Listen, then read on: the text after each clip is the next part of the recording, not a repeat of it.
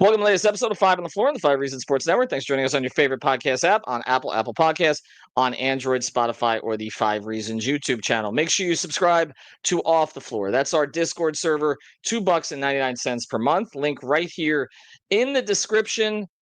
And if you join Off the Floor, you can cancel at any time, and you get access to 10 different channels, including some of the stuff we're going to talk about today: the draft channel, the transaction channel, the stage shows, and more. Go to Off the Floor. Again, link in the description. You're not going to find more conversation, more information, more celebration, more consternation. I don't have any other Asian words. Join Off the Floor. Also, check out Prize Picks. That's the official fantasy sponsor of the Five Reasons Sports Network. Use the code 5FIVE. Put down your $5. You get $50 to play right away. Prize Picks, again, legal in the state of Florida. You can play up to 6 players together. And when you play at Prize Picks, you get the Taco Tuesdays, the Flex Fridays. It's all there. So check it out. Use the code. This helps us and it helps you. I keep repeating this. You want us to stay in business? Use the code FIVE if you're in a legal state and get your $50 to play right away. And now, today's episode. Mercy, luxurious, Heat Nation, yeah. Mercy and Lago, down to Biscayne. Yay. Five on the floor, ride for my dogs. Where here's the thing, you can check the score. Hustle hard, couple scars, wearing bubble frogs. Down to Biscayne. Kept the floor playing, got it all band. Y'all seen the block, stop with one hand. And Pat we trust, it's power, have the guts. We're here to bring the heat, y'all can hang it up. Welcome to Five on the Floor, a daily insider show on the Miami Heat and the NBA, featuring Ethan Skolnick, Greg Sylvander, Alex Toledo, Brady Hawk, and others from the Five Reasons Sports Network. Also, make sure to subscribe to Off the Floor for the most heat anywhere.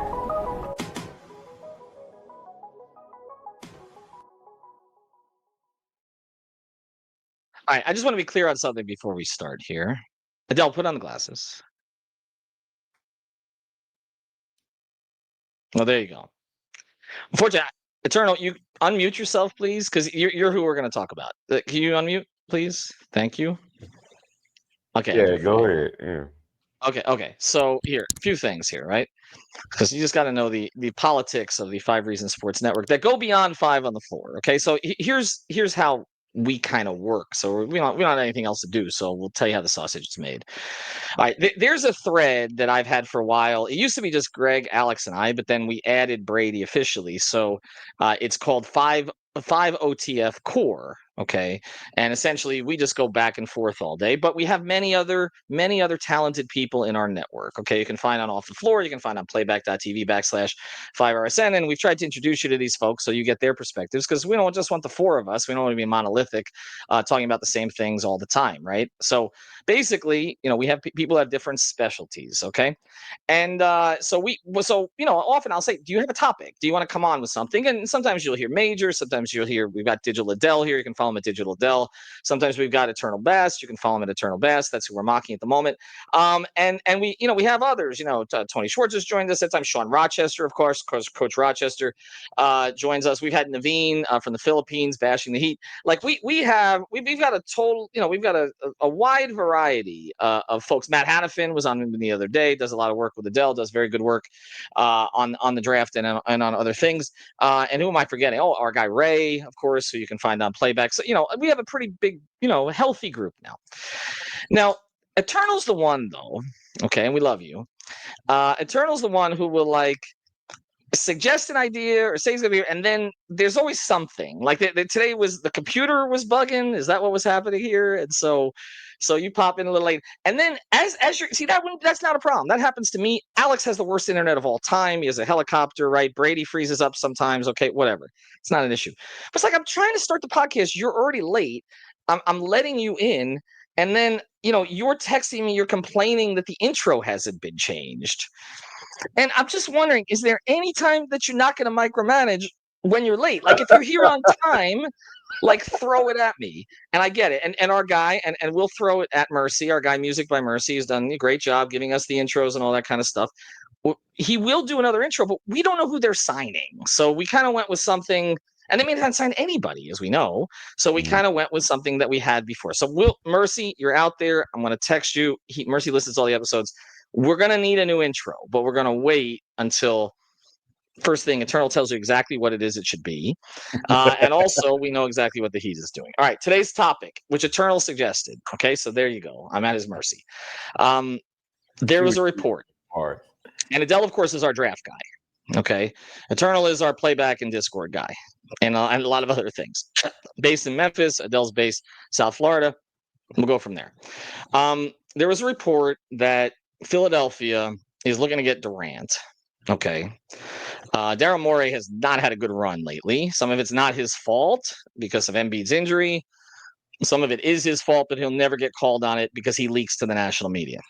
So there you go. There's a report out there that he was trying to move Paul George's contract. Paul George, on his own podcast, has talked about the struggles of his season. Paul George, by the way, Jimmy Butler, the only place that Jimmy Butler might have ended up over the past couple of years, might have before all this happened this year, might have been Philadelphia. But when they went out and got Paul George into cap space last year, it wasn't necessary, and that kind of blew up any chance of that. But the talk of maybe moving Paul George, who does not have a good contract, but used to be a very good player. And so maybe you could squeeze a little bit more out of him in a change of scenery if he's healthy, whatever. And basically, they also have the third pick in the draft. And the idea is to kind of move up and get another player to fast forward this based on what Embiid's going to be. They drafted Jeremy McCain. He's going to come back. They have some other good players there. And they obviously made a very good trade for Quentin Grimes, our old friend Caleb Martin. So there are some pieces that they have, and they want to be good quick. All right. So that affects the Heat in some ways because Durant is obviously a potential Heat target. And the one other thing I want to say before I let both of you guys in is I know, and I said this on Off the Floor today, and if you were subscribed, you know this already. The Heat haven't met on anything yet. So this idea that they're plotting and they're planning and this and that, remember, they typically are still in the playoffs in May. So when they're not in the playoffs, it's vacation time. It's guys to catch a break. It doesn't mean they're not following what's going on in the league. Adam Simon was in Chicago with his staff. And, but Spo's on vacation. Like they're letting Spo decompress. Pat, I know he's sort of out of the picture right now. They're going to come back together sometime probably early June and discuss a plan. I had someone tell me who listens to the podcast, they're like, you got some interesting ideas and some bad ideas, but we don't really know what ideas make any sense because we haven't even met yet. Okay. So I just want to be clear, like where they are. But the Heat, we know, have an interest in Kevin Durant. We've done episodes on this. And I guess, Adele, I want to go here with it. Before we get to the Heat side of this, the Philadelphia side of this, and I know that some have shot down the report today. Do you see them trying to package that third overall pick with where they stand right now? And how does that affect everybody else? And what's the player there that would be the target for some other team? So in terms of Philadelphia, and also for the people that don't know why I'm wearing the sunglasses, I'm in solidarity with Eternal. No, you can't be. You can't. It's not allowed. Be in solidarity with me. Hold on. Not on his lateness, but on the fact that he wears glasses. People were throwing out all kind of theories about why he wears sunglasses. So I am standing with Eternal. You would think the person that runs the network would have my back the most. That's crazy. That's crazy. Why would that be? Why would that be? I'm not saying it. But anyway, if you guys are in solidarity, that's fine. But I that's fine. Everybody, I'm like Riley. Like I'm the old guy that nobody respects. Right? Is that what's happening here? Not nobody. Not at all. We see Twitter doesn't respect anymore because they're all 22 years old or under. All right, Adele, go. I'm sorry. No worries. So yeah, it was just a bit me and Turtle thought up like earlier today. But the 76ers, if they want to make this work, they're going to have to believe that Joel Embiid can stay healthy for a playoff run, right? Like they're going to have to think that everything's going to turn up roses. Maxi's going to be healthy. McCain's going to be healthy. Paul George, you want to move off that contract, open up some space to be able to fill out that roster for this magical playoff run that they want to make, because the East is, as they say, weakened with the Boston injuries and a lot of other things going on around the East. So potentially the Philadelphia 76ers, if they keep this pick, they could add somebody dynamic. But personally, if I was the 76ers, I'd be looking to add Joel Embiid insurance. I'd be looking to trade back maybe and get Kaman Malawach and see what you can get. I mean, Trey Johnson to me is who I would take at number 3. So any player or any team that's trying to come up there and get the Philadelphia pick, I think it's Trey Johnson or VJ Edgecombe they'd be coming up to get. I think Ace Bailey has a little too many questions to stay at the 3rd for me. Okay, I think Trey Johnson and VJ Edgecombe have surpassed him and where I'm going to rank them ultimately on my big board. Yeah, I misspoke. I apologize for that. So there's really 2 different issues here, okay, as it affects the Heat. So, Eternal, I'll start with number 1. Number 1 is if Philadelphia wants to get involved in the KD sweepstakes. I saw Dunk Central called it the Russell Westbrook sweepstakes today. I may be a stretch to even call it the Kevin Durant sweepstakes, but if they want to get involved as targeting Kevin Durant, which would get Kevin Durant back in the East. Now, it would also get him back in the East in a team with injury concerns, which he's been on those kind of teams before, and it hasn't worked. But let's start with this one. Would you see Philadelphia, because we've talked about Houston being a threat for Durant. We've talked about potentially OKC if they don't win the championship. We talked about Minnesota if they don't win the championship, or maybe even if they do. Before we get to the effect of would the Heat take on a bad contract like a Paul George, and whether or not that is a bad contract, we can discuss that. Do you view Philadelphia with their asset pool as a threat for KD? Does it make sense for them or KD? I mean, if they call Phoenix with the number 3 pick, I don't even think they have to mention who else is coming with the number 3 pick. I just think Phoenix is going to take that, as they are trying to get away from what has been going on with KD, Bradley, and also Devin, and also just the changing in coaching staff, as they are in contention for potentially hiring Chris Quinn. So there's multiple Heat connections here in this, but I do think if unless somebody else called Phoenix and offered not only a couple of draft picks but some good players to go along with that, then they would probably have a higher chance. But I do think with just such a high pick, Phoenix would take that regardless of Paul George going along with it. Yeah, and the thing is, they could take the pick and flip it too. We know that Ishbia is not a huge fan of picks. By the way, Ishbia is one of the owners that doesn't seem to have a real good handle on the CBA in general. Phoenix is going through some stuff, a lot of stuff. It wasn't just the Bradley Beal contract, or just reassigning James Jones, or looking for a head coach, which we talked about Chris Quinn being a possibility. Probably do a full podcast about that if he gets to the next step and what that means for the Heat. But there's also the issue of Mark Bartelstein's son, who's in their front office and WNBA player. And I'm not going to get into all the gossip on that, but it's not great. Okay, so that's where all of this stands. All right, so that's the first thing. If they want to get involved with the number 3 pick, the Heat can't trump that. We know that, because even if it's Phoenix rerouting it somewhere else. But let's go to the second part, and I'll let you jump in on this one. Paul George is owed a lot of money. Okay, I had George Sedano on about a couple weeks right after the Riley press conference, right before, and he said that the Heat have to get back in the business of taking on bad contracts and resuscitating players, and maybe trying to get assets along with it. I can tell you again, they have not picked a direction at this stage. They haven't had this meeting. I can also tell you they're not likely to want to be in the tax if they don't have to be. They're trying to avoid the repeater tax. It's not just about the aprons, the repeater tax, and that does affect what kind of a contract that you can take. Eternal, do you still think Paul George is a very good player before we get into the money? Because there's the other idea of Philadelphia could flip Paul George to Miami in some way, could they not? And maybe the Heat go a different direction with this. Do you still view him as a very good player after what we just saw this year? I do think, again, listening to what Paul was saying, and even when you were watching him, he did look a little bit, inhibited by something, which then later turned out to be adductor. But you got to be careful with those soft tissues, like me and Adel were talking about earlier.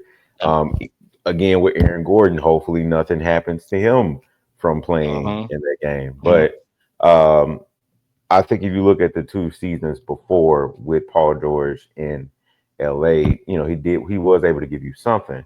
I would have to look up to see how many games he played over that time frame. But He did have a couple of playoff performances. Now he did have a couple of playlist P, not playoff P, but he did have a couple of playlist P. But I think at this juncture, whatever you get from Paul George is a plus, really, honestly. In this particular situation, if you are a team, whether it's Miami or whoever else, getting that third pick from Philly in this particular draft is a plus, right? Like a lot of people talked about the draft last year being a very weak draft because they were hyping up this one so much. So you can't do all of that legwork for this draft and then have an opportunity at that third pick and it comes with Paul George. Like whatever you get out of him, okay. Right? Like, yes, he may be on your books for the next 3 years, but if you get anything out of him, that's literally a plus, right? Whether you are trying to win some games or whether you're just trying to develop young players, whatever it is, you have a shot at a really gifted, talented player. Your pickings, right? Like, okay, Cooper and Dylan may be off your board, right? Unless something crazy happens. They'll be off your board, but you literally have your pickings for whoever you want to pick. So whether you want a guard, whether you want a wing, whether you want a big, you have that ability to make that choice with that third pick. And that to me just makes a whole lot of sense. Right. Adel, on the other side, I want you to answer more specifically on that I'm going to give the contract details because Eternal touched on it. And I want to give exactly what it is. And in the context of who the Heat just decided not to pay and their equivalent ages, I'm curious what you think of that. And also, we'll get into the other idea of taking on a bad contract in general to get picks. Before we do, I'll just mention them again. It's Prize Picks. Use the code 5, FIVE. Put down your $5. You get 50 to play right away. We're going to be doing, the reason I'm reintroducing it in the show, we're going to be doing shows for every game of the conference finals. So for the East, for the West, our whole crew is going to be on there. They're pretty good. So it's not just that you get the $50, but then you're also given some tips on how to win. And again, you're not going to win all the time. We don't say that you're going to win all the time, but you have a better chance if you listen to us. We're following this stuff pretty closely. So use the code 5, FIVE. You get 50 to play right away. All right, Adel, to that point, let me give you Paul George's numbers here. Next year, he earns $52 million. The year after, he'll be in his age 36 to 37 season, $54 million. The year after, he has a player option, almost $57 million. Now, he's had serious injuries over the course of his career. We all remember what happened when he was playing for Team USA. The production has declined. The Clippers kind of got better without him in some ways. And I've always liked Paul George as a player. I mean, obviously, people remember the battles with the Heat going way back, and he's been one of the best wings of his era. But I don't know if saying, well, if you get something out of him, it's a plus. He's going to be on your books for 2 years, probably not movable again till the last year of that deal. The Heat have moved players before. I did this on the last podcast. So they couldn't move Hassan, they couldn't move Dion, they couldn't move James Johnson. They've moved guys. Okay, in fact, they moved Dion and James Johnson and Winslow, who was struggling at that point, in a deal, and actually netted them players that helped them get to the finals, in Crowder and Iguodala, and to a degree, as a cheerleader, Solomon Hill. So I guess Adele, I mean. What do we think we could get out of him? Because I mean, you can't. It's hard for me to say guys making north of $50 million. It's like if you get something, it's okay. I mean, I guess Wiggins would go somewhere else, right? Because Paul George would play the 3. There would have to be corresponding moves to this, and you'd have to be picking a much younger direction than which you even are right now. That means that possibly other players that are looking for extension type money could be on the move. The reason being is with that number 3 pick, you pick a Trey Johnson, for example, which I think Cooper Flag, we know, is going to go number 1. Dylan Harper, number 2. But I still think Trey Johnson has a chance to possibly be the best player to come out of this draft when it's all said and done. I'm not definitively saying that, but with his work ethic, leadership, and his God-given scoring ability, it very well could happen. So if you take a guy like Trey Johnson, Paul George would actually be a very good guy to mentor him, to bring him into the league, show him the ropes, get him to buy in defensively and how to help the team in that way. So you'd get a lot more than what you would get just on the floor, but the leadership and the experience to teach your young budding star that you're hopeful will be a star at the 3rd overall pick to do that. Now, you the key point is getting off that contract in the last year. And it's going to be, once it's an expiring contract, you can do that. But this also means you're not paying Tyler. Like if you have Paul George on the roster and you've already paid Bam, you don't have the assets to pay Tyler at that point. It's the same thing we talked about with Jimmy. You can't. I mean, that's where you're at. And so you're pivoting a different direction. And then if you're not paying Tyler and you're not keeping Tyler, then this idea of building around a young core that includes Tyler, you're going real young, but then you've got an older piece. Eternal, you're shaking your head on this. I'll go to you on it. This is why. Well, there's a couple of reasons I have my doubts that they would get involved in this. Although again, I don't have any information because I don't think they've decided in any way on any of this. But these are just reports that are coming out, and the reports may be smoke screens. Also, we've talked about this. This is lying season.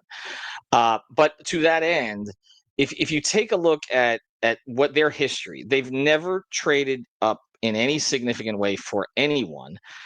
They did for Norris Cole. In the Big Three era, they moved up a few spots. By the way, bypassed Jimmy Butler. Took our good friend Norris. Got a backup point guard, which was something they desperately needed after the first year of the Big Three. And Norris played a role in them winning a couple of championships as a rotation player. But they've never done this where they moved up.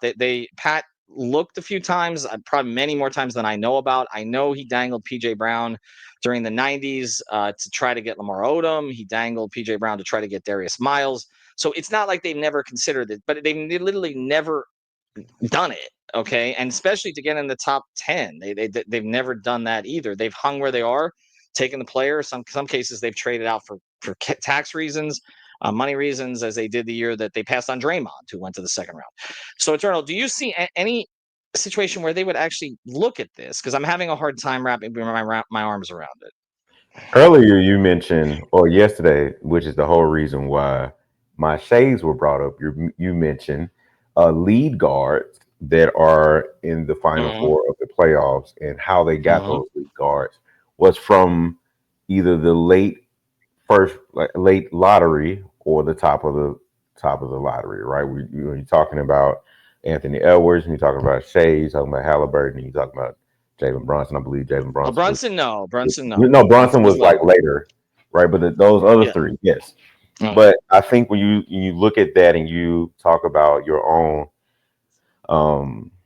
where you are right now, right, and the decision that you have to make in order, as Pat Riley said, there are max guys, right, and there are certain alpha guys and all of that in between the lines shit. Listen, I'm not getting into it. I'm not mentioning no names because I don't need the trouble, right?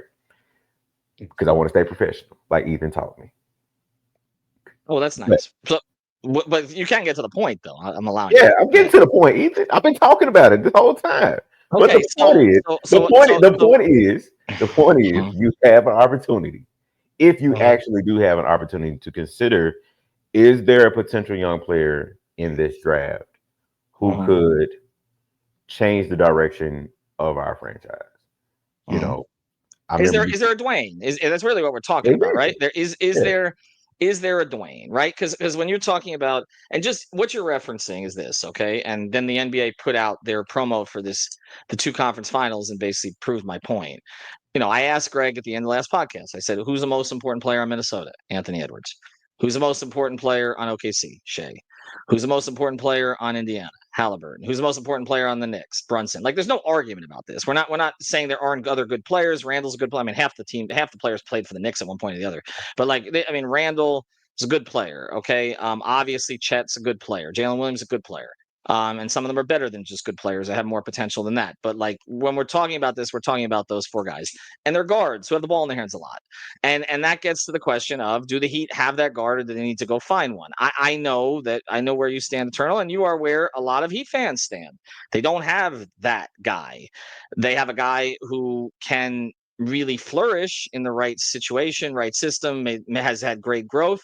but just like giving him the ball and getting out of the way like that, you can't do that like you can with the other 4. Okay, I'm with you on that, and that's not a slight to Tyler, who's maximizing his ability, but it's just that he's this different kind of player. And so to that end, I understand that point and the idea of going to get that guard. I guess my question on it, and it gets back to everything we're talking about in this pod, and we'll talk about it more if the Paul George thing becomes a possibility, Adel, or even, on the Durant side, if it's a different thing, is whether or not the Heat would pivot from what they've always done, which is they've never done this before, or if the idea is in some way, maybe it's not Paul George, but maybe there's some other player with a bad contract that they can absorb that's not. At Utah.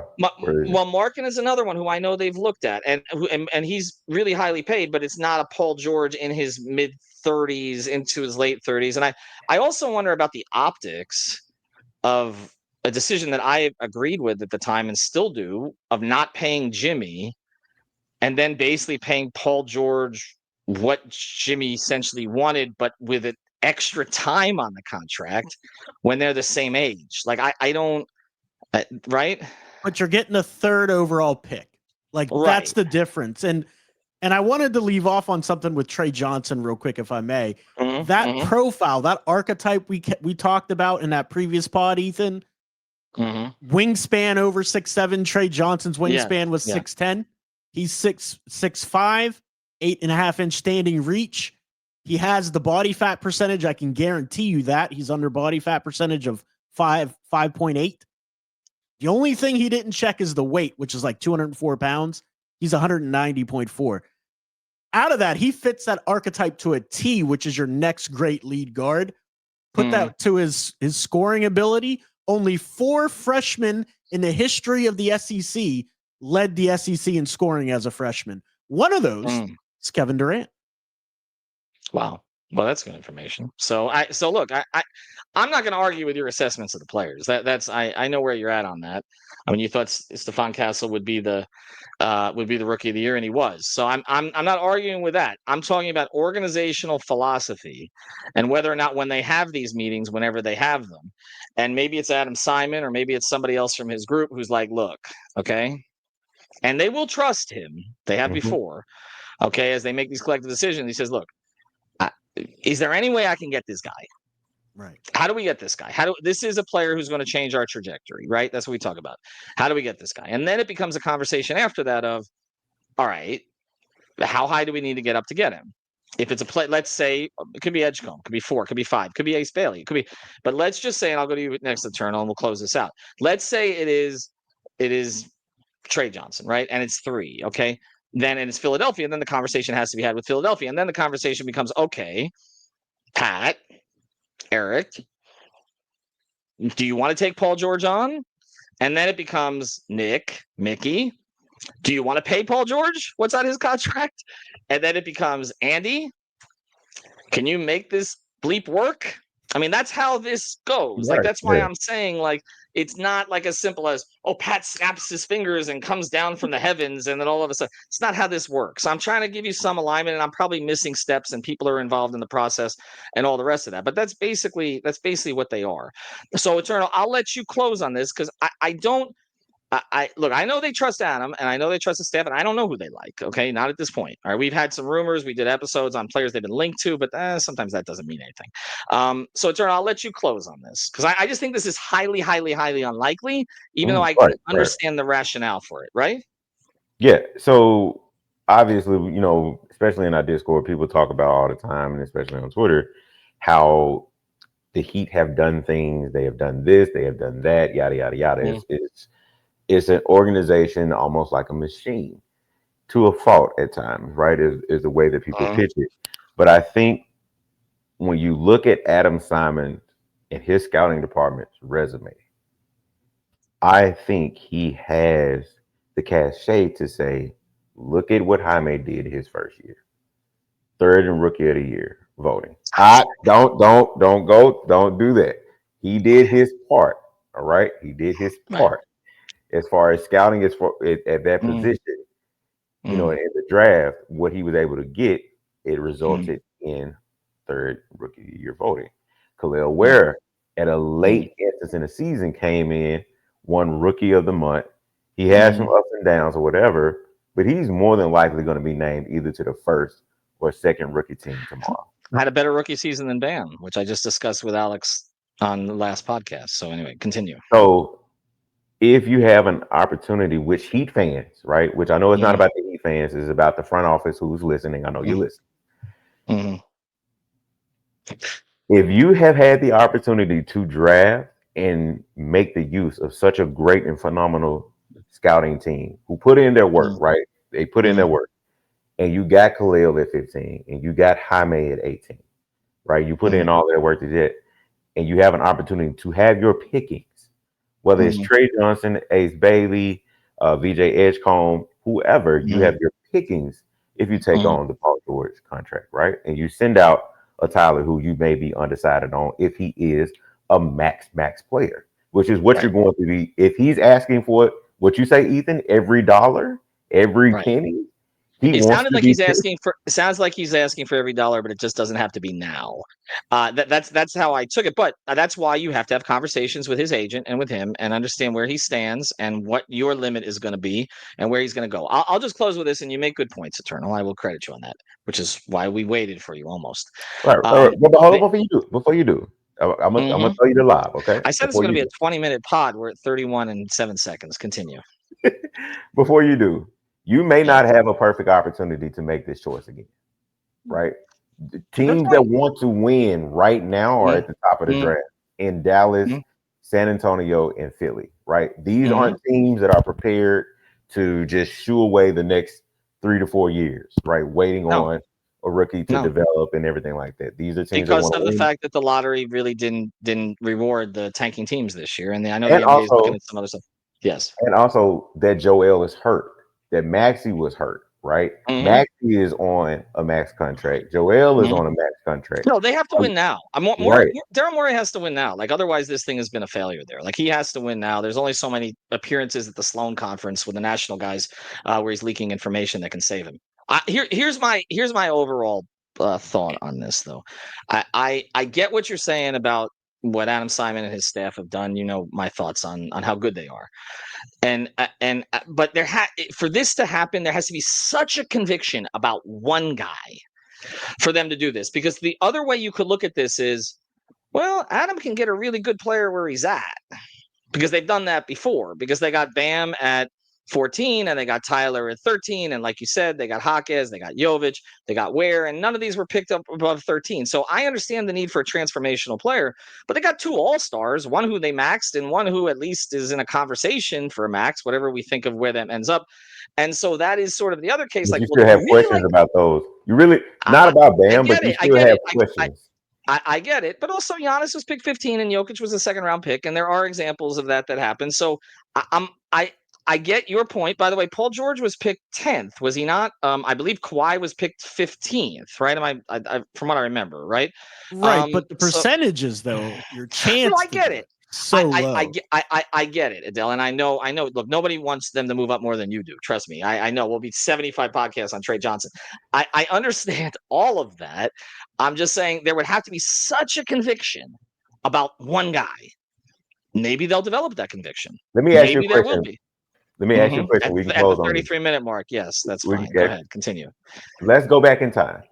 Let's say the Heat are in the same situation right now. Time travel now? Go ahead. Continue. Yes. They are back in time now.